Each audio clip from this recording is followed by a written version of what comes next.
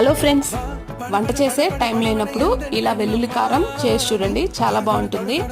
ఈ కారం కోసం 10 వెల్లుల్లిని తీసుకొని బాగా మెత్తగా ఇలా క్రష్ చేసుకోవాలి. ఇందులోకి 3 స్పూన్ల కారం, 1 స్పూన్ ఉప్పు ఇవన్నీ వేసి కలిసేలాగా ఇలా ఒకసారి దంచుకోవాలి. ఇలా బాగా మిక్స్ చేసిన తర్వాత వీటిని ఒక కప్లోకి తీసేసుకోవాలి. ఇప్పుడు ఈ కారంలోకి కొద్దిగా తిరగమాతని వేసుకోవాలి. దీనికోసం 4 స్పూన్ల ఆయిల్ని వేసుకొని కొద్దిగా ఆవాలు వేసుకొని చిట్పట్లాడిన తర్వాత వేడివేడిగా ఉన్నప్పుడే ఈ కారంలోకి వేసి కలిపేసుకోవాలి. అప్పుడే వెల్లుల్లి కొంచెం ఫ్లేవర్ అంతా బాగా పడుతుంది. అంతే, వెల్లుల్లి కారం రెడీ అయిపోయింది. నోటికేమి తినబుద్ధి కానప్పుడు లేదా వంట చేసే టైం లేనప్పుడు ఇలా ఈ కారం ట్రై చేసి చూడండి, చాలా బాగుంటుంది.